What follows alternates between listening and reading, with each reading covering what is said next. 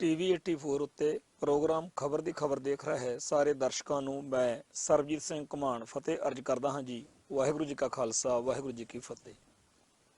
ਸਾਰੇ ਸੰਸਾਰ ਦੇ ਵਿੱਚ ਹਰੇਕ ਮੁਲਕ ਨੇ ਆਪੋ ਆਪਣੇ ਢੰਗ ਤਰੀਕੇ ਨਾਲ ਕੋਈ ਨਾ ਕੋਈ ਇਹੋ ਜਿਹਾ ਸਿਸਟਮ ਜ਼ਰੂਰ ਖੜਾ ਕੀਤਾ ਹੋਇਆ ਕਿ ਜੇ ਕਿਸੇ ਦੇ ਨਾਲ ਬੇਇਨਸਾਫੀ ਹੋ ਜੇ, ਕਿਸੇ ਨੂੰ ਇਨਸਾਫ ਲੈਣਾ ਹੋਵੇ ਤਾਂ ਉਹ ਇਸ ਢੰਗ ਤਰੀਕੇ ਨਾਲ ਸਾਡੇ ਮੁਲਕ ਦੇ ਵਿੱਚੋਂ ਇਸਤੀਫਾ ਜਿਹੜਾ ਇਨਸਾਫ ਆ ਉਹ ਲੈ ਸਕਦਾ। ਸਾਰੇ ਮੁਲਕਾਂ ਵਾਂਗ ਭਾਰਤ ਵਿੱਚ ਵੀ ਅਦਾਲਤੀ ਸਿਸਟਮ ਖੜਾ ਕੀਤਾ ਗਿਆ, ਪਰ ਭਾਰਤ ਵਿੱਚ ਕਮਾਲ ਦੀ ਗੱਲ ਇਹ ਵਾਪਰ ਰਹੀ ਆ ਕਿ ਜਿਸ ਅਦਾਲਤੀ ਸਿਸਟਮ ਨੇ, ਪੁਲਿਸ ਨੇ, ਨਿਆਂਪਾਲਕਾਂ ਨੇ ਇਨਸਾਫ ਦੇਣਾ ਸੀ, ਉਹ ਸਾਰਾ ਸਿਸਟਮ ਉਲਟਾ ਇਨਸਾਫ ਖੋਹਣ ਵਾਲਾ ਜਾਣੀ ਕਿ ਬੇਇਨਸਾਫੀ ਕਰਨ ਵਾਲਾ ਬਣ ਕੇ ਰਹਿ ਗਿਆ। ਇੱਥੇ ਕਿਸੇ ਵੀ ਬੰਦੇ ਨੂੰ ਪੁਲਿਸ ਵਾਲੇ ਆਪਦੀ ਮਰਜ਼ੀ ਨਾਲ ਚੋਟੀ ਦਾ ਅੱਤਵਾਦੀ ਦਰਸਾ ਕੇ ਪਰਚਾ ਦਰਜ ਕਰ ਲੈਂਦੇ ਆ ਤੇ 25-30 ਸਾਲ ਬਾਅਦ ਅਦਾਲਤ ਉਹਨੂੰ ਬਰੀ ਕਰ ਦਿੰਦੀ ਆ ਤੇ ਉਹ 25-30 ਸਾਲ ਇੱਕ ਅੱਤਵਾਦੀ ਦਾ ਟੈਗ ਲੈ ਕੇ ਜਿਉਂਦਾ ਸਾਰੀ ਦੁਨੀਆ 'ਚ ਬਦਨਾਮ ਹੁੰਦਾ ਤੇ ਜਦੋਂ ਬਰੀ ਹੋ ਜਾਂਦਾ ਉਦੋਂ ਫਿਰ ਮੀਡੀਆ ਦੇ ਵਿੱਚ ਉਹਦੀ ਖਬਰ ਸਭ ਤੋਂ ਅਖੀਰਲੇ ਪੇਜ ਤੇ ਨਿੱਕੀ ਜਿਹੀ ਲੱਗੀ ਹੁੰਦੀ ਆ। ਨਾ ਉਹਦਾ ਨੂੰ ਕੋਈ ਫਾਇਦਾ ਹੁੰਦਾ ਕਿਉਂਕਿ ਉਦਾਂ ਤਾਂ ਸਾਰੇ ਸੰਸਾਰ ਦੇ ਵਿੱਚ ਉਹਦੀ ਜਦੋਂ ਬਦਨਾਮੀ ਕਰਨ ਵਾਲੀ ਖਬਰ ਲੱਗੀ ਹੁੰਦੀ ਆ ਉਹ ਤਾਂ ਫਰੰਟ ਪੇਜ ਤੇ ਲੱਗੀ ਹੁੰਦੀ ਆ, ਪਰ ਜਦੋਂ ਉਹ ਬਰੀ ਹੁੰਦਾ ਉਦੋਂ ਕੋਈ ਖਬਰ ਨਹੀਂ ਹੁੰਦੀ। ਇਹ ਸਾਰਾ ਸਿਸਟਮ ਜਿਹੜਾ ਹੈਗਾ ਕਿਸ ਤਰੀਕੇ ਨਾਲ ਕੰਮ ਕਰਦਾ, ਕਿਸ ਤਰੀਕੇ ਨਾਲ ਇਨਸਾਫ ਦੇਣ ਵਾਲੇ ਸਿਸਟਮ ਨੇ ਬੇਇਨਸਾਫੀਆਂ ਦਾ ਸਿਸਟਮ ਖੜਾ ਕਰ ਦਿੱਤਾ, ਉਹਦੇ ਬਾਰੇ ਜੇ ਚਰਚਾ ਕਰਨੀ ਹੋਵੇ ਤਾਂ ਅੱਜ ਦੇ ਸਮੇਂ ਦੇ ਵਿੱਚ ਸਾਡੇ ਕੋਲੇ ਬਹੁਤ ਸਾਰੇ ਕੇਸ ਨੇ, ਬਹੁਤ ਸਾਰੇ ਮਾਮਲੇ ਨੇ। ਜਿਵੇਂ ਇਹਨਾਂ ਦਿਨਾਂ ਵਿੱਚ ਦਿੱਲੀ ਦੇ ਵਿੱਚ ਟਰਾਂਜਿਸਟਰ ਬੰਬ ਕਾਂਡ ਦਾ ਫੈਸਲਾ ਹੋਇਆ। ਟਰਾਂਜਿਸਟਰ ਬੰਬ ਕਾਂਡ 1985 ਦੇ ਵਿੱਚ 10 ਮਈ ਨੂੰ ਬਲਾਸਟ ਹੋਏ ਸੀਗੇ। ਕਹਿੰਦੇ ਸੀਗੇ ਵੀ ਜਿਹੜੇ ਰੇਡੀਓ ਹੁੰਦੇ ਨੇ ਟਰਾਂਜਿਸਟਰ ਵੀ ਉਹਦੇ ਵਿੱਚ ਬੰਬ ਫਿੱਟ ਕਰਕੇ ਬਹੁਤ ਸਾਰੇ ਥਾਵਾਂ ਤੇ ਰੱਖ ਦਿੱਤੇ ਗਏ ਸੀਗੇ ਤੇ ਉਹਦੇ ਵਿੱਚ ਵੀ ਜਿਹੜੇ ਨੇ 70 ਦੇ ਕਰੀਬ ਲੋਕ ਮਾਰੇ ਗਏ ਸੀ ਤੇ 150 ਬੰਦਾ ਜ਼ਖਮੀ ਹੋਇਆ ਸੀ। ਵੀ ਸਾਰਾ ਜਿਹੜਾ ਦਿੱਲੀ ਤੇ ਨਾਲ ਲੱਗਦੇ ਇਲਾਕਿਆਂ ਦੇ ਵਿੱਚ ਇਹ ਜਿਹੜੇ ਬਲਾਸਟ ਹੋਏ ਸੀਗੇ, ਇਹ ਥਾਂ ਥਾਂ ਦੇ ਉੱਤੇ ਰੇਡੀਓ ਟਰਾਂਜਿਸਟਰ ਪਏ ਸੀਗੇ। ਜਦੋਂ ਕੋਈ ਬੰਦਾ ਉਹਨਾਂ ਨੂੰ ਚੱਕਦਾ ਸੀ, ਚਲਾਉਣ ਲੱਗਦਾ ਸੀ ਤਾਂ ਬੰਬ ਚੱਲ ਜਾਂਦਾ ਸੀਗਾ। ਤੇ ਕਹਿੰਦੇ ਆ ਵੀ ਇਸ ਸਾਰੇ ਮਾਮਲੇ ਦੇ ਵਿੱਚ ਪੁਲਿਸ ਨੇ ਬੜੇ ਵੱਡੇ ਪੱਧਰ ਤੇ ਗ੍ਰਿਫਤਾਰੀਆਂ ਕੀਤੀਆਂ ਤੇ ਸਾਰੇ ਉਸ ਮੌਕੇ ਸਿੱਖਾਂ ਨੂੰ ਹੀ ਇਹ 'ਚ ਦੋਸ਼ੀ ਮੰਨਿਆ ਗਿਆ ਵੀ ਇਹ ਸਿੱਖਾਂ ਦਾ ਕੰਮ ਆ। ਤੋਂ 35 ਸਾਲ ਹੋ ਗਏ ਇਸ ਗੱਲ ਨੂੰ ਤੇ 50 ਦੇ ਕਰੀਬ ਮੁਲਜ਼ਮਾਂ ਦੇ ਉੱਤੇ ਇਹ ਕੇਸ ਚੱਲਿਆ ਤੇ ਇਹ ਸਾਰੇ ਜਿਹੜੇ ਸੀਗੇ ਬੰਦੇ 50 ਦੇ 50 ਇਹ ਸਾਰੇ ਦੇ ਸਾਰੇ ਜਿਹੜੇ ਨੇਗੇ ਇਹਨਾਂ ਦੇ ਵਿੱਚ ਬਹੁਤ ਵੱਡੇ ਪੱਧਰ ਦੇ ਉੱਤੇ ਲੋਕਾਂ ਉੱਤੇ ਜ਼ੁਲਮ ਹੋਇਆ, ਲੋਕਾਂ ਨੂੰ ਅੱਤਵਾਦੀ ਕਿਹਾ ਗਿਆ ਤੇ ਇਹਨਾਂ ਲੋਕਾਂ ਨੂੰ ਬਦਨਾਮ ਕੀਤਾ ਗਿਆ। ਤੇ ਹੁਣ ਇਸ ਕੇਸ ਦਾ ਫੈਸਲਾ ਹੋਇਆ, 2-3 ਦਿਨ ਹੋਏ ਆ। ਭਾਰਤ ਦੀ ਅਦਾਲਤ ਨੇ ਜਿਹੜਾ ਫੈਸਲਾ ਦਿੱਤਾ ਉਹਦੇ ਵਿੱਚ 59 ਮਤਲਬ 59 ਮੁਲਜ਼ਮਾਂ ਦੇ ਖਿਲਾਫ ਚਾਰਜਸ਼ੀਟ ਆਈ ਸੀਗੀ ਤੇ ਇਹਨਾਂ ਚੋਂ 5 ਭਗੌੜੇ ਜਿਹੜੇ ਕਿ ਕਦੇ ਅਦਾਲਤ ਵਿੱਚ ਪੇਸ਼ ਹੀ ਨਹੀਂ ਹੋਏ ਤੇ ਬਾਕੀ ਜਿੰਨੇ ਸੀਗੇ ਉਹਨਾਂ ਵਿੱਚੋਂ ਜੁਲਾਈ 2006 ਦੇ ਵਿੱਚ 5 ਜਾਣੇ ਤਾਂ ਬਰੀ ਹੋ ਗਏ ਸੀ ਤੇ ਜਿਹੜੇ 49 ਜਾਣੇ ਬਾਕੀ ਬਚਦੇ ਸੀਗੇ ਉਹਨਾਂ ਵਿੱਚੋਂ 19 ਜਾਣਿਆਂ ਦੀ ਇਸ ਸਾਰੀ ਅਦਾਲਤੀ ਕਾਰਵਾਈ ਦੌਰਾਨ ਡੈਥ ਹੋ ਚੁੱਕੀ ਆ, ਮੌਤ ਹੋ ਚੁੱਕੀ ਆ। ਸੋ ਕੁੱਲ ਮਿਲਾ ਕੇ ਹੁਣ 30 ਜਾਣੇ ਸੀ ਜਿਨ੍ਹਾਂ ਉੱਤੇ ਜਿੱਦਣ ਫੈਸਲਾ ਸੁਣਾਇਆ ਗਿਆ ਉਦਣ ਕਾਰਵਾਈ ਹੋ ਰਹੀ ਸੀ, ਚੱਲ ਰਹੀ ਸੀ। ਤੋ ਇਹ ਜਿਹੜੇ 30 ਸਿੱਖ ਅਦਾਲਤ ਵਿੱਚ ਲਿਆ ਕੇ ਖੜੇ ਕੀਤੇ ਗਏ ਕਿ ਆਹ ਨੇਗੇ ਜੀ ਉਹ ਕੁਛ ਤਾਂ ਚਲੋ ਮਰ ਗਏ, ਕੁਛ ਕੁ ਪੀਓ ਕਰਾਰ ਦਿੱਤੇ ਹੋਏ ਨੇ ਤੇ ਆਹ ਬਰੀ ਹੋਏ ਜਿਹੜੇ ਆ ਉਹਨਾਂ ਤੋਂ ਬਗੈਰ 30 ਜਾਣੇ ਨੇ ਜਿਨ੍ਹਾਂ ਦੇ ਉੱਤੇ ਇਸ ਟਾਈਮ ਕੇਸ ਚੱਲ ਰਿਹਾ। ਸਾਰੇ ਹੀ ਸਿੱਖ ਸੀਗੇ ਤੇ ਜਦੋਂ ਅਦਾਲਤ ਵਿੱਚ ਇਸ ਕੇਸ ਦਾ ਫੈਸਲਾ ਸੁਣਾਇਆ ਗਿਆ ਤਾਂ 35 ਸਾਲਾਂ ਬਾਅਦ ਅਦਾਲਤ ਕਹਿੰਦੀ ਆ ਵੀ ਇਹ ਸਾਰੇ ਜਾਣੇ ਬੇਦੋਸ਼ੇ ਨੇ ਤੇ ਇਹਨਾਂ ਨੂੰ ਬਾਇੱਜ਼ਤ ਬਰੀ ਜਿਹੜਾ ਹੈਗਾ ਉਹ ਕਰਦੇ ਆ।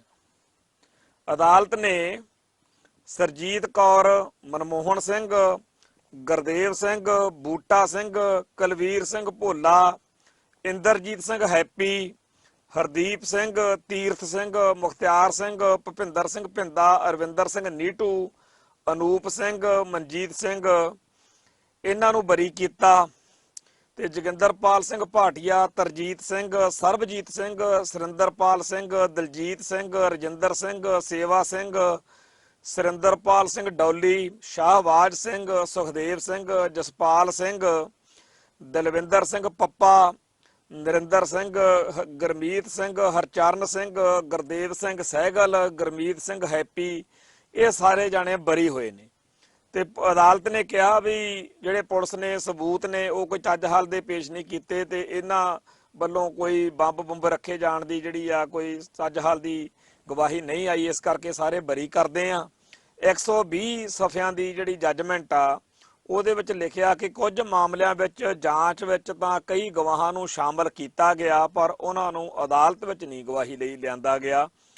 ਸੋ ਨਿਸ਼ਚਿਤ ਤੌਰ ਤੇ ਇਹ ਤੱਥ ਨਿਕਲਦਾ ਕਿ ਅਜਿਹੇ ਮਾਮਲਿਆਂ 'ਚ ਜਾਂਚ ਖਾਮੀਆਂ ਤੇ ਤਰੁੱਟੀਆਂ ਵਾਲੀ ਹੁੰਦੀ ਆ ਤੇ ਇਹਨਾਂ ਕਰਕੇ ਮੁਲਜ਼ਮਾਂ ਨੂੰ ਦੋਸ਼ੀ ਨਹੀਂ ਠਹਿਰਾਇਆ ਜਾ ਸਕਦਾ।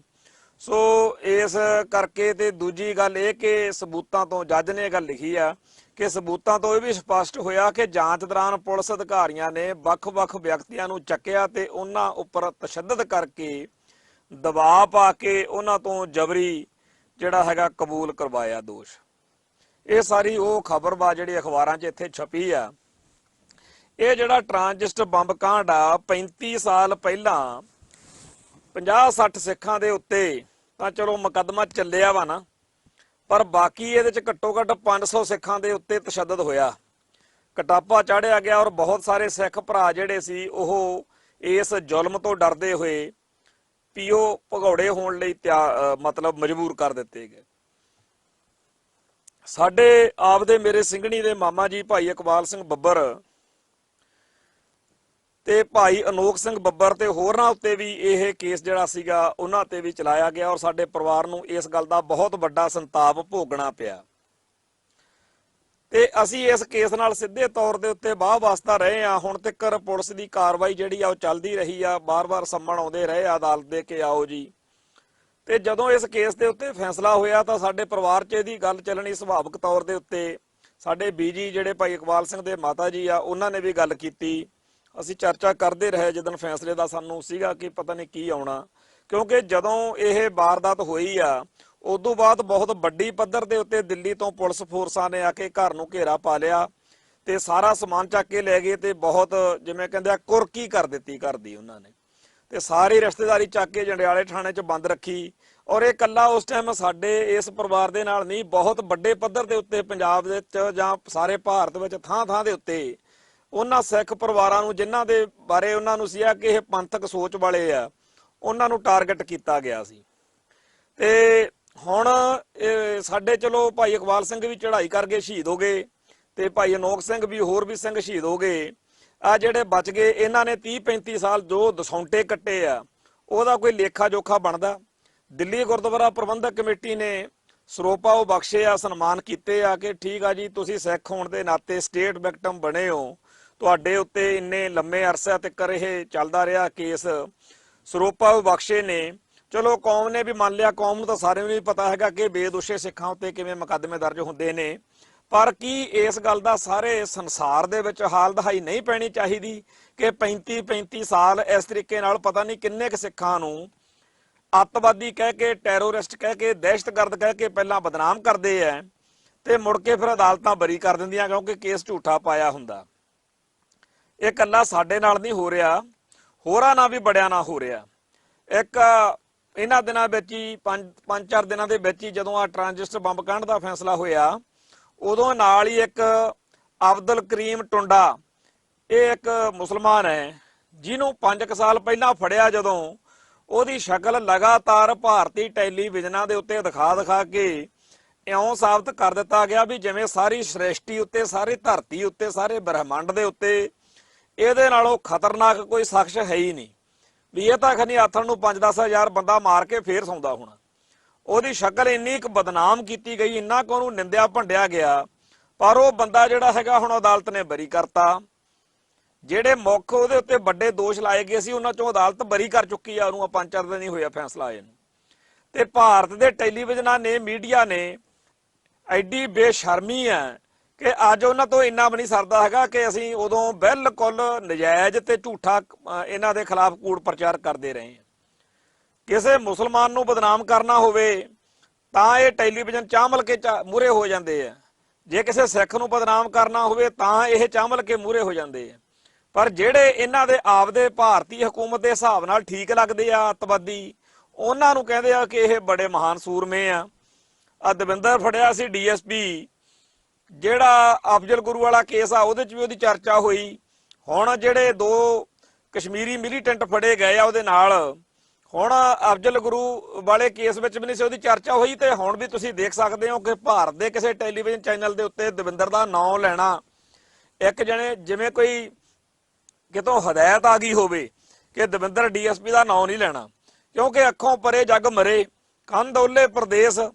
ਜਦੋਂ ਉਹਦੀ ਤੁਸੀਂ ਗੱਲ ਹੀ ਨਹੀਂ ਸੁਣੋਗੇ, ਹੌਲੀ ਹੌਲੀ ਤੁਸੀਂ ਭੁੱਲ ਜਾਓਗੇ ਕਿ ਕੋਈ ਦਵਿੰਦਰ ਡੀਐਸਪੀ ਵੀ ਸੀਗਾ, ਤੇ ਉਹਦੀ ਉਹ ਖਬਰ ਵੀ ਨਹੀਂ ਕਦੇ ਤੁਹਾਨੂੰ ਲੱਭਣੀ ਜਿੱਦਣ ਖਬਰ ਆਊਗੀ ਕਿ ਉਹ ਸਾਰੇ ਦੋਸ਼ਾਂ ਚੋਂ ਬਰੀ ਕਰਕੇ ਘਰੇ ਭੇਜ ਦਿੱਤਾ ਗਿਆ।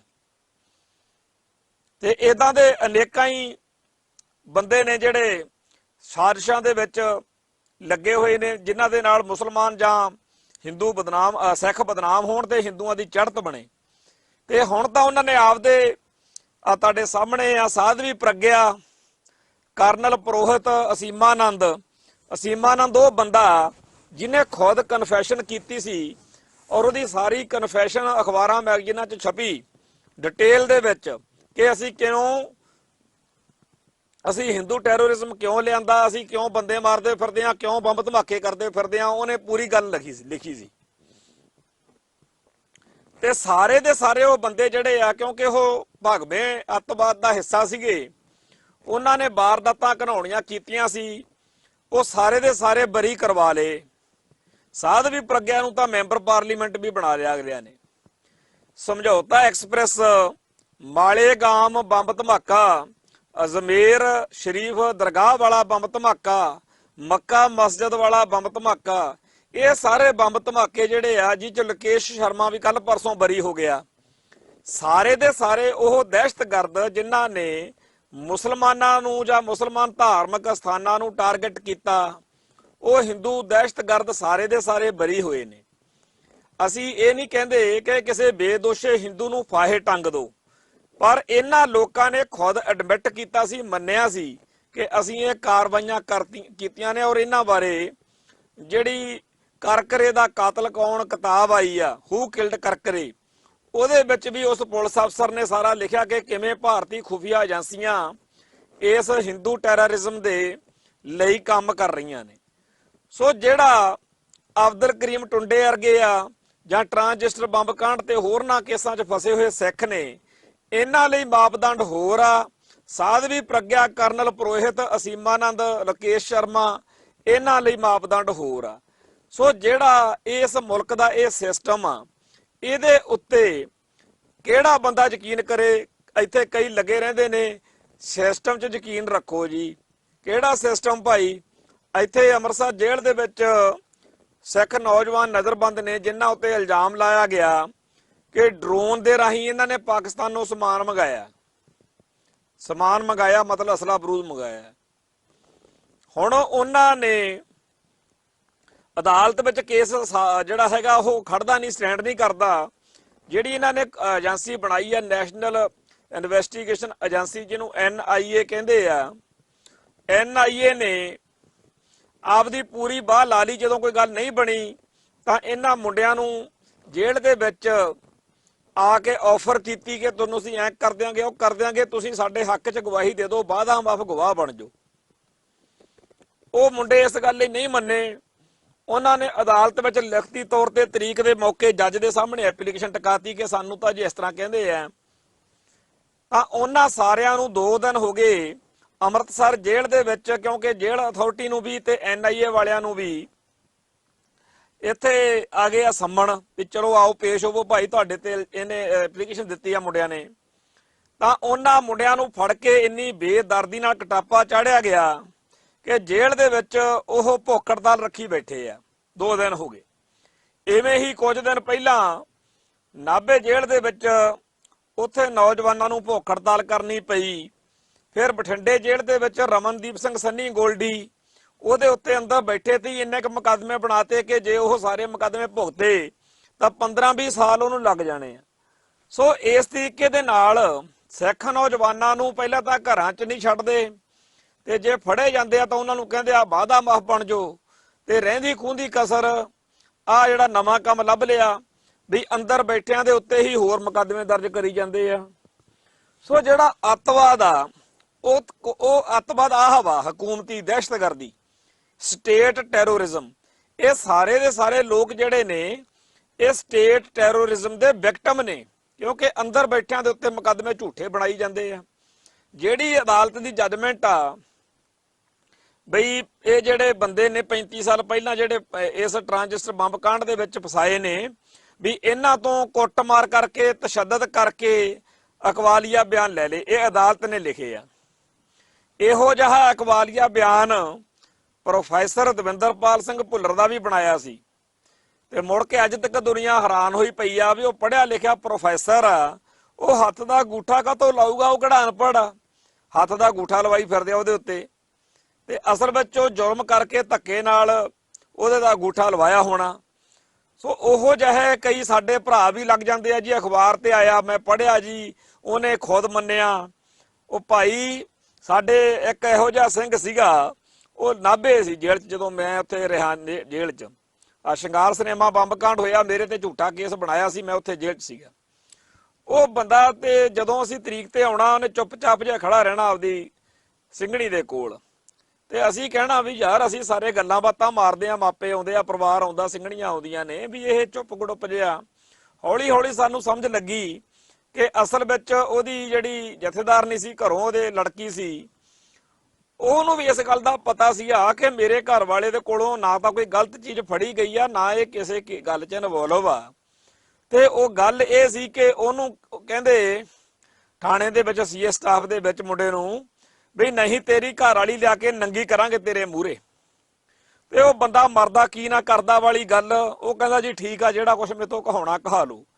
ਜਦੋਂ ਅਸੀਂ ਇਹੋ ਜਿਹੀਆਂ ਗੱਲਾਂ ਸੁਣਦੇ ਆ ਤਾਂ ਸਾਨੂੰ ਮੀਡੀਆ ਦੇ ਉਹਨਾਂ ਲੋਕਾਂ ਉੱਤੇ ਉਹਨਾਂ ਦੇ ਸਿਰ 'ਚ ਸਵਾਹ ਪਾਉਣ ਨੂੰ ਜੀ ਕਰਦਾ, ਜਿਹੜੇ ਕਹਿੰਦੇ ਆ ਜੀ ਸਾਡੇ ਸਾਹਮਣੇ ਇਹਨੇ ਮੰਨਿਆ ਪੁਲਿਸ ਦੀ ਹਾਜ਼ਰੀ 'ਚ। ਪੁਲਿਸ ਦਾ ਕੀ ਭਾਈ, ਜਿਹੜੇ ਤੁਸੀਂ ਮੀਡੀਆ ਵਾਲੇ ਹੋ ਨਾ, ਇਹਨਾਂ ਪੁਲਿਸ ਵਾਲਿਆਂ ਦੇ ਕੋਲੇ 6 ਦਿਨ ਕੱਟੋ, ਤੁਸੀਂ ਵੀ ਆਪ ਮੰਨਦੇ ਫਿਰੋਗੇ ਕਿ ਭਾਰਤ ਦੇ ਵਿੱਚ ਜਿੰਨੇ ਬਲਾਤਕਾਰ ਹੋਇਆ ਉਹ ਮੈਂ ਕੀਤੇ ਆ, ਖੁਦ ਕਹਿੰਦੇ ਫਿਰੋਗੇ ਆਪਦੇ ਆਪ ਬਾਰੇ। ਇਹ ਪੁਲਿਸ ਜਦੋਂ ਲਾ ਕੇ ਇੰਦਰੀ ਨੂੰ ਕਰੰਟ, ਤੁਹਾਡੇ ਗੁਪਤ ਅੰਗਾਂ ਨੂੰ ਜਦੋਂ ਕਰੰਟ ਲਾਉਂਦੀ ਆ, ਜਾਂ ਜਿੱਥੇ ਗੋਦਾਵਾ ਸਾਡੀ, ਜਿੱਥੋਂ ਅਸੀਂ ਮਨੁੱਖ ਕੁਦਰਤੀ ਤੌਰ ਦੇ ਉੱਤੇ ਮਲ ਤਿਆਗ ਕਰਦਾ, ਉਹਦੇ ਵਿੱਚ ਜਦੋਂ ਲੋਹੇ ਦੀਆਂ ਚੀਜ਼ਾਂ ਸੋਟੀਆਂ ਅੰਦਰ ਤੇਲ ਲਾ ਕੇ ਜਾਂ ਕੁਝ ਹੋਰ ਧੱਕ ਦਿੰਦੇ ਆ, ਕਦੇ ਵਿੱਚ ਉਹਦੇ ਜਿਹੜਾ ਪਾਣੀ ਵਾਲੀ ਪਾਈਪ ਹੁੰਦੀ ਆ ਉਹ ਲਾ ਕੇ ਪਾਣੀ ਭਰ ਦਿੰਦੇ ਆ, ਕਦੇ ਵਿੱਚ ਹਵਾ ਭਰ ਦਿੰਦੇ ਆ। ਗੰਦੇ ਤੋਂ ਗੰਦਾ ਕੰਮ ਇਹ ਲੋਕ ਕਰਦੇ ਆ।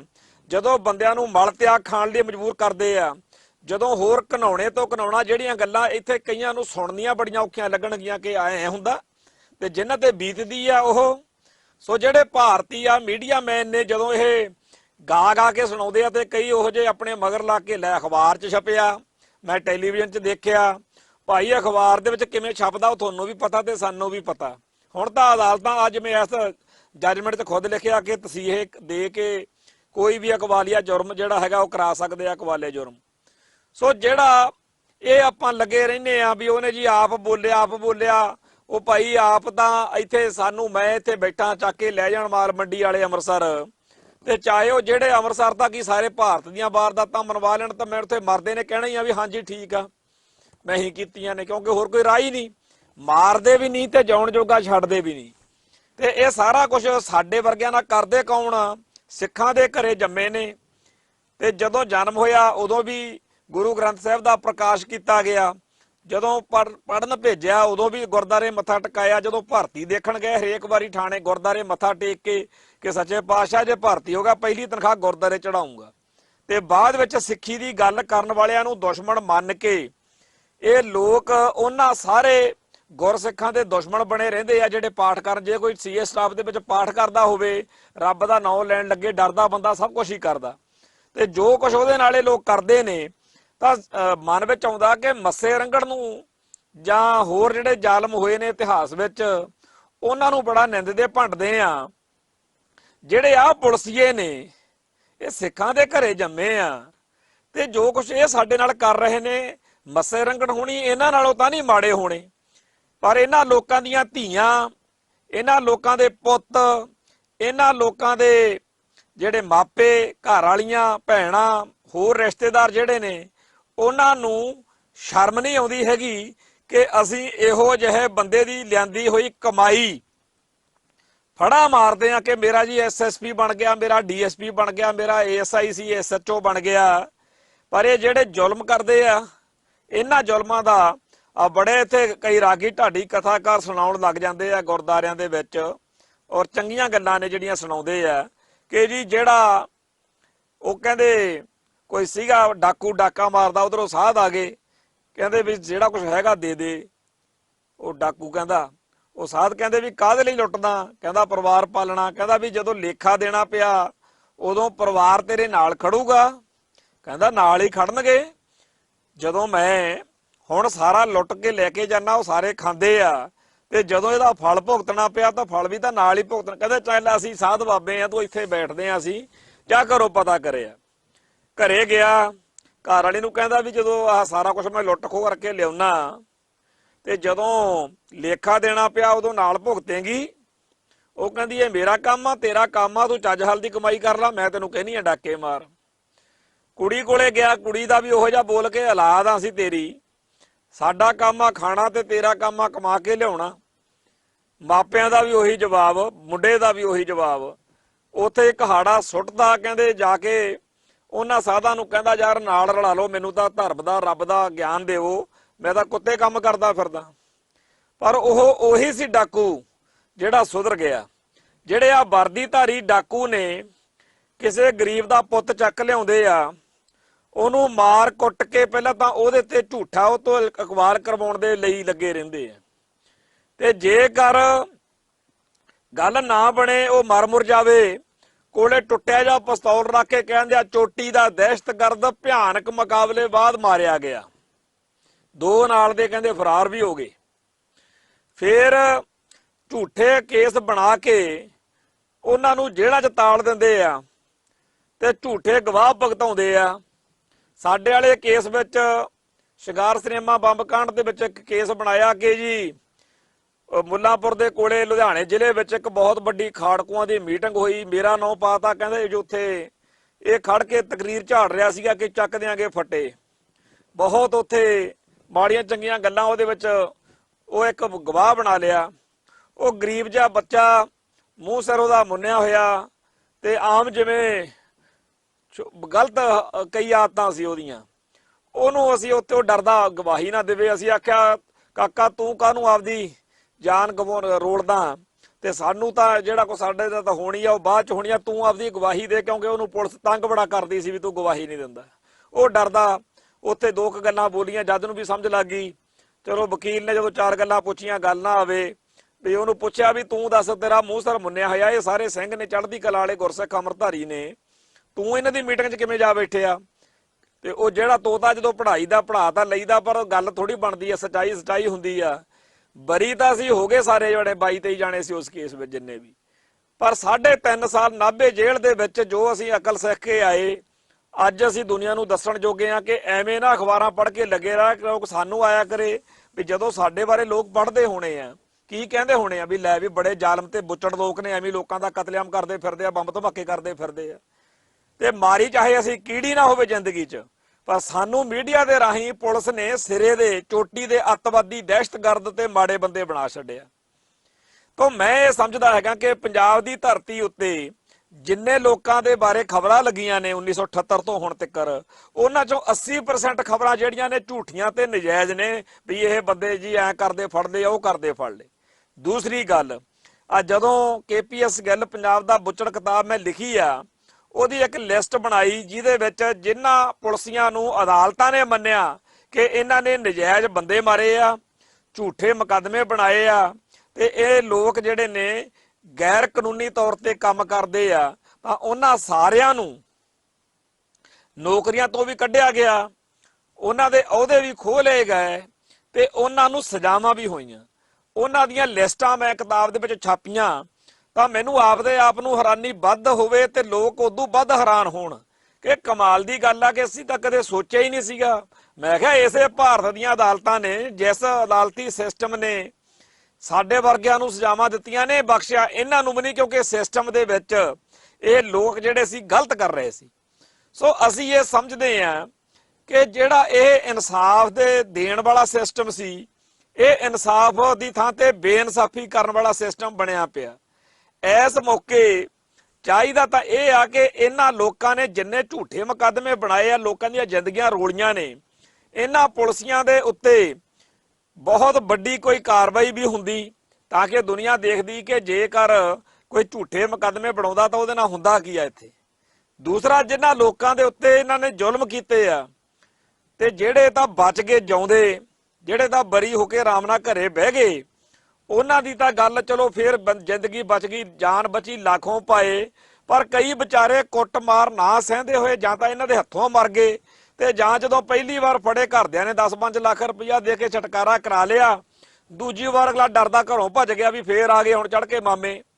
ਤੇ ਜਾਨ ਬਚਾਉਣ ਦੇ ਲਈ ਜਦੋਂ ਉਹ ਭੱਜੇ, ਬਾਅਦ ਚ ਇਹਨਾਂ ਨੇ ਬਣਾਤੇ ਵੀ ਉਹਨੇ ਜੀ ਆਹ ਵੀ ਵਾਰਦਾਤ ਕੀਤੀ, ਉਹ ਵੀ ਵਾਰਦਾਤ ਕੀਤੀ, ਇਹਦਾ ਬੜਾ ਖਤਰਨਾਕ ਖਾੜਕੂ ਆ। ਤੇ ਅਖੀਰ ਵਿਚਾਰਾ ਕਿਤੇ ਘੇਰਾ ਆ ਗਿਆ, 2-4 ਫੈਰ ਕੱਢ ਕੇ ਬੰਦਾ ਉੱਥੇ ਮਾਰਿਆ ਗਿਆ ਤੇ ਉਹਨੂੰ ਬਣਾਤਾ ਵੀ ਬਹੁਤ ਵੱਡਾ ਖਤਰਨਾਕ ਖਾੜਕੂ ਸੀਗਾ ਜੀ, ਇਹ ਤਾਂ ਉੱਥੋਂ ਟ੍ਰੇਨਿੰਗ ਲਈ ਸੀ, ਇਹ ਤਾਂ ਉੱਥੋਂ ਟ੍ਰੇਨਡ ਸੀ ਤੇ ਜੋ ਕੁਝ ਉਹਦੇ ਨਾਂ ਦੇ ਉੱਤੇ ਮੜ ਸਕਦੇ ਸੀ ਉਹ ਸਾਰਾ ਮੜਤਾ।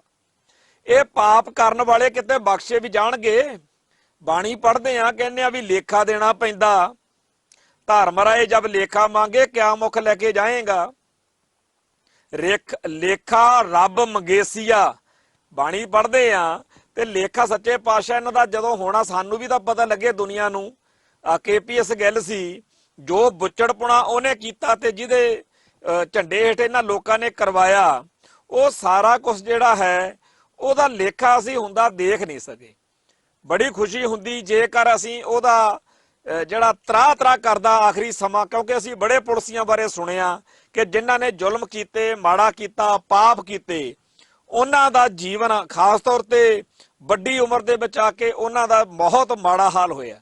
ਅੱਜ ਬਾਹਲਿਆਂ ਪੁਲਿਸੀਆਂ ਦੇ ਜਿਨ੍ਹਾਂ ਨੇ ਬੁੱਚੜਪੁਣਾ ਕੀਤਾ, ਉਹਨਾਂ ਦੇ ਨਿਆਣੇ ਕੈਨੇਡਾ ਅਮਰੀਕਾ ਵਰਗੇ ਮੁਲਕਾਂ 'ਚ ਸੈੱਟ ਹੋਏ ਬੈਠੇ ਆ ਤੇ ਉਹਨਾਂ ਨੂੰ ਲੱਗਦਾ ਕਿ ਨਹੀਂ ਸਾਡੇ ਬਾਪੂ ਨੇ ਬੜੀ ਵਧੀਆ ਨੌਕਰੀ ਕੀਤੀ ਆ, ਪਰ ਉਹਨਾਂ ਨੂੰ ਪੁੱਛ ਕੇ ਦੇਖਣ ਜਿਨ੍ਹਾਂ ਦੇ ਨਿਆਣਿਆਂ ਦਾ ਇਹਨਾਂ ਪੁਲਿਸੀਆਂ ਨੇ ਘਾਣ ਕੀਤਾ। ਤੋ ਮੈਂ ਇੱਕ ਬੜੀ ਵੱਡੀ ਲਿਸਟ ਆ ਸਾਹਮਣੇ ਕੰਪਿਊਟਰ ਤੇ ਰੱਖੀ ਬੈਠਾ, ਜਿਹੜੇ ਲੋਕਾਂ ਦੇ ਉੱਤੇ ਜ਼ੁਲਮ ਹੋਏ, ਔਰ ਕੱਲੇ ਸਿੱਖਾਂ ਤੇ ਨਹੀਂ ਮੁਸਲਮਾਨਾਂ ਤੇ ਵੀ ਹੋਏ। ਪਰ ਇਹਨਾਂ ਹੀ ਪੁਲਿਸੀਆਂ ਨੂੰ ਉਦੋਂ ਮੌਤ ਪੈ ਜਾਂਦੀ ਆ ਜਦੋਂ ਕੋਈ ਹਿੰਦੂ ਅਸਲ ਵਿੱਚ ਜਿਹੜਾ ਖੂਨੀ ਵਾਰਦਾਤਾਂ ਕਰਨ ਵਾਲਾ ਹੁੰਦਾ, ਉਹਦਾ ਕੇਸ ਸਾਹਮਣੇ ਆਉਂਦਾ ਤੇ ਉਹ ਸੱਚੀ ਮੁੱਚੀ ਜੁਰਮ ਉਹਨੇ ਕੀਤਾ ਵੀ ਹੁੰਦਾ। ਉਹਦੇ ਵੱਲ ਝਾਕਣ ਦੀ ਜ਼ਰੂਰਤ ਨਹੀਂ ਹੈਗੀ, ਕਿਉਂਕਿ ਗਾਂ ਮੋਦੀ ਹੋਣਾ ਦਾ ਹਿੰਦੂ ਕੱਟੜਵਾਦ ਦਾ ਕਹਾੜਾ ਡਿੱਗਣ ਦਾ ਖਤਰਾ। ਪਰ ਜਿਹੜੇ ਸਿੱਖ ਨੇ ਇਹਨਾਂ ਉੱਤੇ, ਔਰ ਜਦੋਂ ਕੋਈ ਮੁਸਲਮਾਨ ਅੜਕੇ ਆਉਂਦਾ ਉਦੋਂ ਤਾਂ ਹੱਦ ਹੀ ਕਰ ਦਿੰਦੇ ਨੇ। ਮੁਸਲਮਾਨਾਂ ਲਈ ਸੂਰ ਆ ਜਿਹੜਾ, ਉਹ ਇੱਕ ਇਹੋ ਜਿਹਾ ਉਹਨਾਂ ਦੇ ਧਰਮ ਦੇ ਹਿਸਾਬ ਨਾਲ, ਇਸਲਾਮ ਦੇ ਹਿਸਾਬ ਨਾਲ ਉਹਦੇ ਵਿਚਾਰ ਹੋਰ ਤਰ੍ਹਾਂ ਦੇ ਨੇ। ਇਹ ਫੜ ਕੇ ਮੁਸਲਮਾਨ ਜਿਹੜੇ ਨੇ ਸੂਰ ਦਾ ਮਾਸ ਲਿਆਉਂਦੇ ਆ, ਜਦੋਂ ਮੁਸਲਮਾਨ ਦੇ ਮੂੰਹ ਨੂੰ ਲਾ ਦੇਣਗੇ ਉਹਦੇ ਮਾਸ ਦਾ ਟੁਕੜਾ, ਕਦੇ ਉਹਦੇ ਪਿੰਡੇ ਨੂੰ ਲਾਉਣਗੇ, ਕਿਉਂਕਿ ਉਹ ਉਹਨੂੰ ਮਾੜਾ ਮੰਨਦੇ ਆ। ਇੱਕ ਮੁਹੰਮਦ ਹੁਸੈਨ ਫੈਜ਼ਲ ਹੋਇਆ ਤੇ ਉਹ 2005 ਦੇ ਵਿੱਚ ਬੰਬ ਧਮਾਕੇ ਹੋਏ, ਉਹਨੂੰ 12-13 ਸਾਲ ਜੇਲ੍ਹ 'ਚ ਰੱਖਿਆ ਤੇ ਮੁੜ ਕੇ ਬਰੀ ਹੋ ਗਿਆ। ਉਹ ਦੱਸੇ, ਕਹਿੰਦਾ ਵੀ ਮੈਨੂੰ ਤਾਂ ਇਹਨਾਂ ਨੇ ਇੰਨਾ ਜ਼ੁਲਮ ਮੇਰੇ ਤੇ ਕੀਤਾ, ਮੈਨੂੰ ਉਹ ਜ਼ੁਲਮ ਨਾਲੋਂ, ਕੁੱਟਮਾਰ ਨਾਲੋਂ, ਜਿਹੜਾ ਇਹਨਾਂ ਨੇ ਮੈਨੂੰ ਪਿਸ਼ਾਬ ਪੀਣ ਲਈ, ਮੈਨੂੰ ਮਲ ਜਿਹੜਾ ਮਨੁੱਖੀ ਮਲ ਹੁੰਦਾ ਉਹ ਖਾਣ ਲਈ, ਔਰ ਮੈਂ ਦਹਾਈਆਂ ਦਿੰਦਾ ਰਿਹਾ। ਤੇ ਫਿਰ ਇਹਨਾਂ ਨੇ ਪਜਾਮੇ ਦੇ ਵਿੱਚ ਮੇਰੇ 'ਚ ਚੂਹੇ ਛੱਡਤੇ ਤੇ ਕਦੇ ਇਹਨਾਂ ਨੇ ਸੂਰ ਦਾ ਮਾਸ, ਸੂਰ ਲਿਆਂਦਾ, ਕਦੇ ਮੇਰੇ ਮੂੰਹ ਨੂੰ, ਬੁੱਲਾਂ ਨੂੰ ਤੇ ਹੋਰ ਸਰੀਰਕ ਅੰਗ। ਔਰ ਜਿਹੜਾ ਇਹ ਪੀੜ ਹੁੰਦੀ ਆ ਨਾ, ਇਹ ਜਿਹੜਾ ਸੰਤਾਪ ਆ ਨਾ, ਇਹ ਸਾਰੀ ਉਮਰ, ਕਿਉਂਕਿ ਧਾਰਮਿਕ ਤੌਰ ਦੇ ਉੱਤੇ ਉਹਨਾਂ ਦੇ ਅੰਦਰ ਇਸ ਚੀਜ਼ ਦਾ ਬਹੁਤ ਵੱਡਾ ਅਸਰ ਪਿਆ ਹੁੰਦਾ।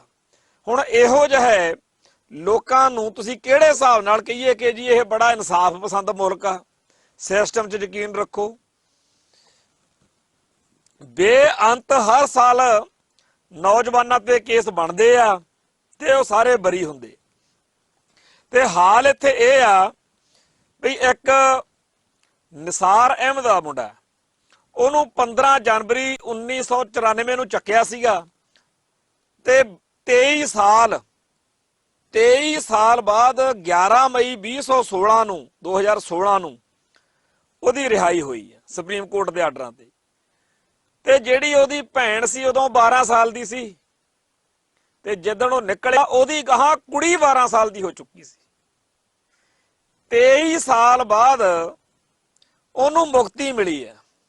ਫਾਰਮੇਸੀ ਦਾ ਮੁੰਡਾ ਸੀ, ਬਹੁਤ ਹੀ ਸੋਹਣਾ ਸੁਨੱਖਾ ਤੇ ਬਹੁਤ ਹੀ ਜ਼ਿਆਦਾ ਸਲੀਕੇ ਵਾਲਾ ਜ਼ਹੀਨ ਮੁਸਲਮਾਨ ਮੁੰਡਾ, ਸਿਰਫ ਮੁਸਲਮਾਨ ਹੋਣ ਕਰਕੇ।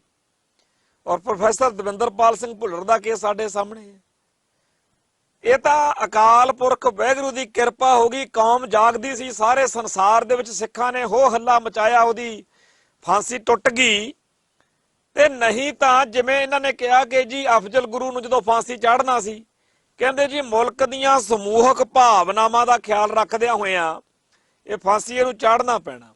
ਜਿਸ ਮੁਲਕ ਦੇ ਵਿੱਚ ਕਿਸੇ ਕਾਨੂੰਨ ਕਨਾਨ ਦੀ ਨਹੀਂ, ਬਸ ਜੀ ਮੁਲਕ ਦੇ ਲੋਕ ਚਾਹੁੰਦੇ ਆ ਕਿ ਇਹਨੂੰ ਫਾਂਸੀ ਚਾੜ ਦਿਓ ਤਾਂ ਫਿਰ ਚਾੜ ਦਿਓ।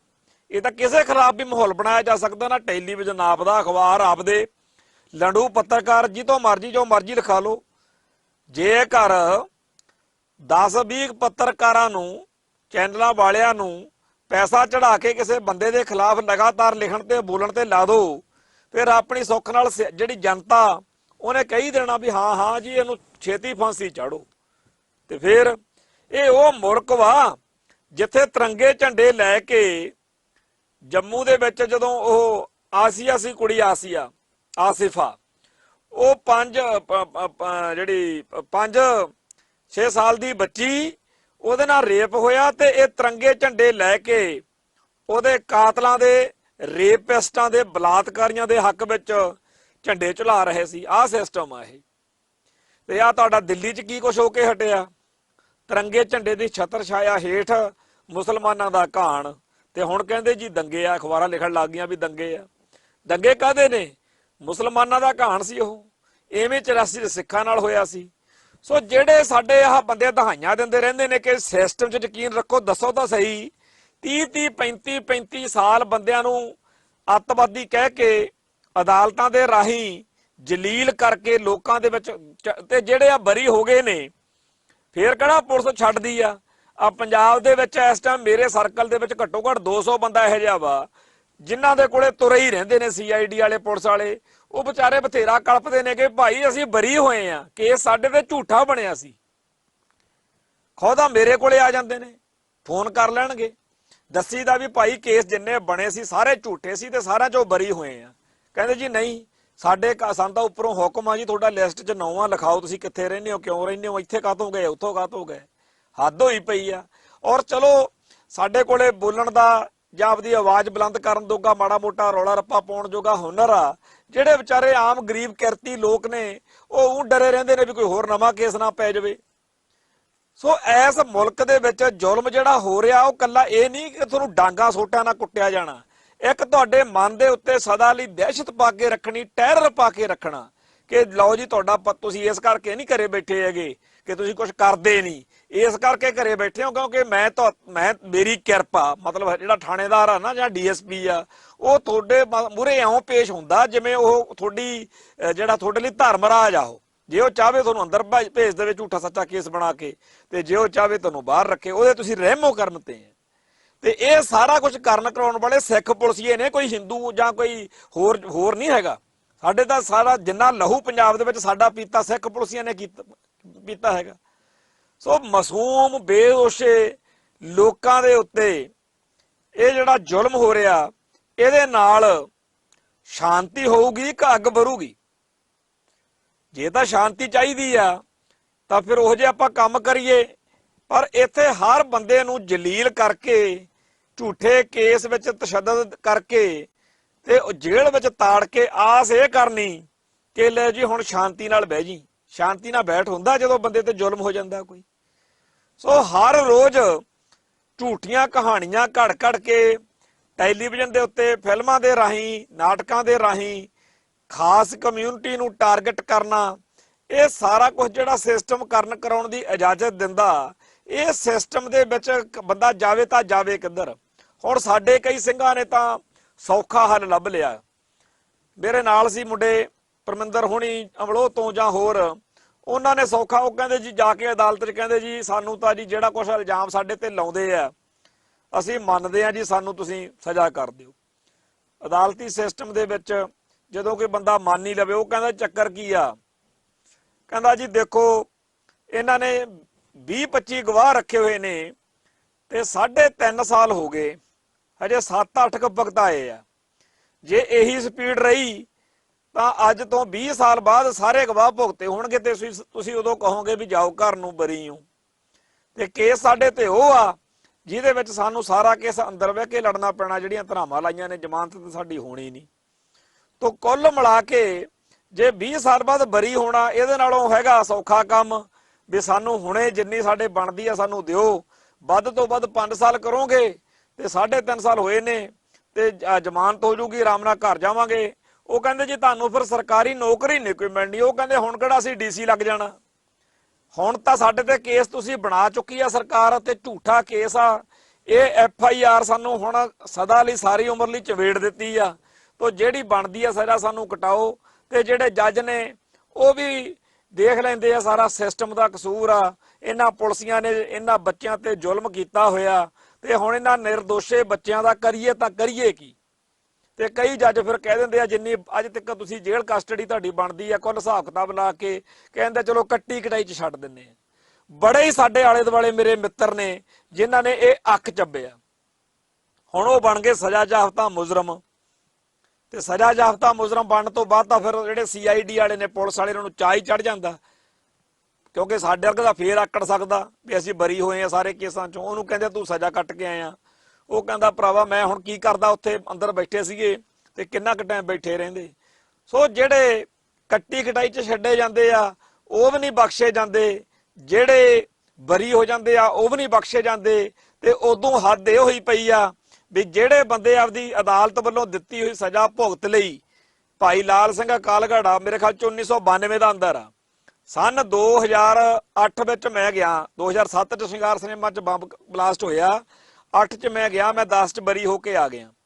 ਮੈਂ 2010 ਵਿੱਚ ਆ ਗਿਆ, ਅੱਜ 2020 ਹੋ ਗਿਆ, 10 ਸਾਲ ਤਾਂ ਆ ਹੋ ਗਏ ਤੇ 1992 ਦਾ ਉਹ ਅੰਦਰ ਆ। ਜਿਨ੍ਹਾਂ ਬੰਦਿਆਂ ਨੂੰ 30-30 35-35 ਸਾਲ ਅੰਦਰ ਬੈਠਿਆਂ ਨੂੰ ਹੋ ਗਏ ਇਹੋ ਜਿਹੇ ਕਈ ਸਾਡੇ ਸਿੰਘ ਨੇ।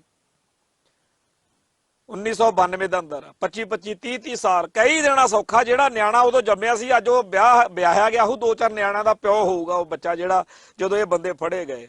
ਔਰ ਇਹਨਾਂ ਨੂੰ ਅਦਾਲਤ ਵੱਲੋਂ ਮਿਲੀ ਹੋਈ ਸਜ਼ਾ ਉਹ ਕੱਟਣ ਤੋਂ ਬਾਅਦ ਵੀ ਅੰਦਰ ਬੈਠੇ। ਹੁਣ ਇਹਨਾਂ ਸਾਰੇ ਸਿੱਖਾਂ ਦਾ ਸਾਰੇ ਸੰਸਾਰ ਦੇ ਵਿੱਚ ਜ਼ਿਕਰ ਕਰਨ ਦੀ ਲੋੜ ਆ, ਚਰਚਾ ਕਰਨ ਦੀ ਲੋੜ ਆ। ਅਮਰੀਕਾ, ਕੈਨੇਡਾ, UNO ਆ, ਐਮਨੈਸਟੀ ਇੰਟਰਨੈਸ਼ਨਲ ਆ, ਹਿਊਮਨ ਰਾਈਟਸ ਆਰਗੇਨਾਈਜੇਸ਼ਨ ਨੇ। ਹੱਦ ਹੋਈ ਪਈ ਆ, ਸਾਡੀ ਕੋਈ ਬਾਂਹ ਫੜਨ ਨੂੰ ਤਿਆਰ ਨਹੀਂ, ਸਾਡੀ ਕੋਈ ਗੱਲ ਸੁਣਨ ਨੂੰ ਤਿਆਰ ਨਹੀਂ। ਤੇ ਸਾਨੂੰ ਕਈ ਭਰਾ ਕਹਿੰਦੇ ਆ ਜੀ ਸ਼ਾਂਤੀ ਰੱਖੋ, ਕਹਿੰਦੇ ਆ ਜੀ ਤੁਸੀਂ ਐ ਨਾ ਕਰੋ ਉਹ ਨਾ ਕਰੋ। ਭਾਈ ਕਰਦੇ ਤਾਂ ਹੁਣ ਕੁਛ ਨਹੀਂ ਤੇ ਅਗਲੇ ਛੱਡਦੇ ਤਾਂ ਨਹੀਂ। ਜੇ ਕੁਛ ਕਰੀਏ ਇਦੋਂ ਵੱਧ ਕੀ ਹੋ ਜੂ ਜਿਹੜਾ ਕੁਛ ਹੁਣ ਹੋ ਰਿਹਾ। ਸੋ ਇਹ ਜਿਹੜਾ ਜ਼ੁਲਮ ਸਾਡੇ ਭਾਈਚਾਰੇ ਉੱਤੇ ਹੋ ਰਿਹਾ, ਉਹਦੇ ਵਿੱਚ ਮੈਂ ਇਹ ਕਈ ਬੰਦਿਆਂ ਨੂੰ ਜਾਣਦਾ ਜਿਹੜੇ ਕਹਿ ਸਕਦੇ ਆ ਕਿ ਨਹੀਂ ਇਹ ਗੱਲਾਂ ਝੂਠ ਨੇ, ਇਹ ਗੱਲਾਂ ਗਲਤ ਕਹਿੰਦੇ ਆ ਅਸੀਂ। ਮੈਂ ਚਾਹੁੰਦਾ ਤਾਂ ਨਹੀਂ, ਪਰ ਕਿਉਂਕਿ ਜਿੰਨਾ ਟਾਈਮ ਵਿੱਚ ਦੀ ਹੱਡੀ ਨਹੀਂ ਹੰਡਾਉਂਦਾ ਕੋਈ, ਕਾਹਨੂੰ ਅਕਲ ਆਉਂਦੀ ਆ। ਸੱਚੇ ਪਾਤਸ਼ਾਹ ਕਰਨ ਕਿਰਪਾ, ਜਿਹਨੂੰ ਜ਼ਿਆਦਾ ਫੜਾਈਆਂ ਸੁੱਝਦੀਆਂ ਨੇਗੀਆਂ ਕਿ ਲੈ ਕਿਵੇਂ ਹੋ ਜੂ, ਉਹਦੇ ਉੱਤੇ ਇੱਕ ਵਾਰੀ ਵਿੱਚ ਦੀ ਨਿਕਲੇ, ਜਦੋਂ ਜੇਲ੍ਹ ਥਾਣੇ ਕੋਈ ਦੇਖਣਾ ਪਿਆ ਉਦੋਂ ਆਪੇ ਹੀ ਕਹਿੰਦਾ ਫਿਰੂਗਾ ਕਿ ਨਹੀਂ ਪੁਲਿਸ ਝੂਠੇ ਕੇਸ ਬਣਾ ਦਿੰਦੀ ਆ। ਸੋ 35-35 ਸਾਲ ਬਾਅਦ ਬੰਦਿਆਂ ਨੂੰ ਇਹ ਕਹਿਣਾ ਕਿ ਜਾਓ ਘਰ ਨੂੰ, ਹੁਣ ਤੁਸੀਂ ਬਰੀ ਹੋ, ਇਹ ਜਿਹੜੀ ਖੇਡ ਖੇਡੀ ਜਾ ਰਹੀ ਆ, ਇਹਦਾ ਕੋਈ ਤੋੜ ਹੈ ਕਿਸੇ ਕੋਲੇ? ਜਿਹੜੇ ਬੰਦੇ ਕਹਿੰਦੇ ਆ ਕਿ ਅਦਾਲਤ ਵਿੱਚ ਸਿਸਟਮ 'ਚ ਯਕੀਨ ਰੱਖੋ, ਉਹਨਾਂ ਸਾਰੇ ਬੰਦਿਆਂ ਨੂੰ ਮੈਂ ਪੁੱਛਣਾ ਚਾਹੁੰਦਾ ਕਿ ਕੀ ਤੁਹਾਡੇ ਕੋਲ ਹੈ ਇਸ ਗੱਲ ਦਾ ਜਵਾਬ ਕਿ ਜਿਹੜਾ ਅਦਾਲਤੀ ਸਿਸਟਮ ਨੇ ਇਨਸਾਫ ਦੇਣਾ ਸੀ, ਜਿਸ ਪੁਲਿਸ ਨੇ ਝੂਠੇ ਪਰਚੇ ਬਣਾਏ, ਕੀ ਹੈ? ਇੱਥੇ ਇੱਕ ਹੁਣੇ ਸਿੱਖ ਨੌਜਵਾਨ ਆ ਪੰਥਕ ਸਭਾ 'ਚ ਵਿਚਰਦਾ ਅੰਮ੍ਰਿਤਸਰ ਦੇ ਵਿੱਚ, ਉਹਦਾ ਕਿਸੇ ਬੀਬੀ ਨਾਲ ਕੋਈ ਤਕਰਾਰ ਹੋ ਗਈ। ਉਹ ਬੀਬੀ ਭਰੀ ਪੀਤੀ ਥਾਣੇ ਚਲੀ ਗਈ ਤੇ ਜਦ ਨੂੰ ਸਿੰਘਾਂ ਨੂੰ ਪਤਾ ਲੱਗਿਆ ਉਹ ਕਹਿੰਦੇ ਬਹਿ ਕੇ ਗੱਲ ਕਰਾ ਦਿੰਨੇ ਆ। ਜਦੋਂ ਬਹਿ ਕੇ ਗੱਲ ਕਰਾਈ ਰਾਜੀਨਾਮਾ ਹੋ ਗਿਆ ਤੇ ਉਹ ਹੇਠਾਂ ਜਦੋਂ ਉਤਰੇ ਸਾਰੇ ਜਾਣੇ, ਉਹਨੂੰ ਥਾਣੇਦਾਰ ਨੇ ਫੜਿਆ ਨੌਜਵਾਨ ਨੂੰ, ਕੋਤਵਾਲੀ ਲੈ ਗਿਆ। ਮੁੰਡੇ ਗਏ ਮਗਰ ਭੱਜ ਕੇ, ਕਹਿੰਦੇ ਜੀ ਰਾਜੀਨਾਮਾ ਹੋ ਗਿਆ। ਕਹਿੰਦਾ ਮੈਂ ਕੀ ਜਾਣਦਾ ਰਾਜੀਨਾਮੇ ਨੂੰ, ਕੱਲ ਨੂੰ ਅਦਾਲਤ ਚੋਂ ਇਹਦੀ ਜ਼ਮਾਨਤ ਕਰਾ ਲਿਓ, ਉਹ ਹੁਣ ਜੇਲ੍ਹ 'ਚ ਬੈਠਾ। ਕਹਿੰਦਾ ਮੈਂ ਤਾਂ FIR ਕੱਟਤੀ। ਉਹ ਭਰਾਵਾ FIR ਤੂੰ ਕਾਹਦੀ ਕੱਟਤੀ? ਊਂ ਤਾਂ ਸਾਡੇ ਵਰਗੇ ਇੱਥੇ ਪਿੱਟ ਕੇ ਮਰ ਜਾਂਦੇ ਆ ਕਿ ਸਾਡੇ ਉੱਤੇ ਆਹ ਹੋ ਗਿਆ, ਸੂਰੀ ਨੇ ਜਿਹੜਾ ਇੱਥੇ ਸੁਧੀਰ ਸੂਰੀ ਆ ਜਾਂ ਕੋਈ ਹੋਰ ਆ ਵੀ ਉਹਨੇ ਬਕਵਾਸ ਕੀਤੀ ਆ, ਉਦੋਂ ਤਾਂ ਪਰਚਾ ਬਣਦਾ ਨਹੀਂ। ਪਰ ਸਿੱਖ ਨੌਜਵਾਨ ਤੇ ਮਿੰਟੋ ਮਿੰਟੀ ਪਰਚਾ ਕੱਟ ਲੈਂਦੇ ਹੋ, ਪਹਿਲਾ ਪਰਚਾ ਕੱਟ ਕੇ ਫੇਰ ਉਹਦੀ ਗ੍ਰਿਫਤਾਰੀ ਪਾ ਕੇ ਜੇਲ੍ਹ ਭੇਜ ਦਿੰਦੇ ਹੋ। ਸੋ ਇਹ ਜਿਹੜਾ ਜ਼ੁਲਮ ਅਦਾਲਤ ਦੀ ਪ੍ਰਕਿਰਿਆ ਰਾਹੀਂ ਹੋ ਰਿਹਾ, ਇਨਸਾਫ ਦੇਣ ਵਾਲੀ ਬੋਡੀ ਦੇ ਰਾਹੀਂ ਬੇਇਨਸਾਫੀ ਹੋ ਰਹੀ ਆ, ਇਹਦਾ ਵਿਰੋਧ ਕਰਨਾ ਚਾਹੀਦਾ। ਇਹਦਾ ਦੁਨੀਆ ਸਾਹਮਣੇ ਕੋਝਾ ਤੇ ਨੰਗਾ ਗੰਦਾ ਚਿਹਰਾ ਜਿਹੜਾ ਹੈਗਾ ਉਹ ਨੰਗਾ ਕਰਨਾ ਚਾਹੀਦਾ। ਸੋ ਇੰਨੀਆਂ ਬੇਨਤੀਆਂ ਪ੍ਰਵਾਨ ਕਰਨੀਆਂ।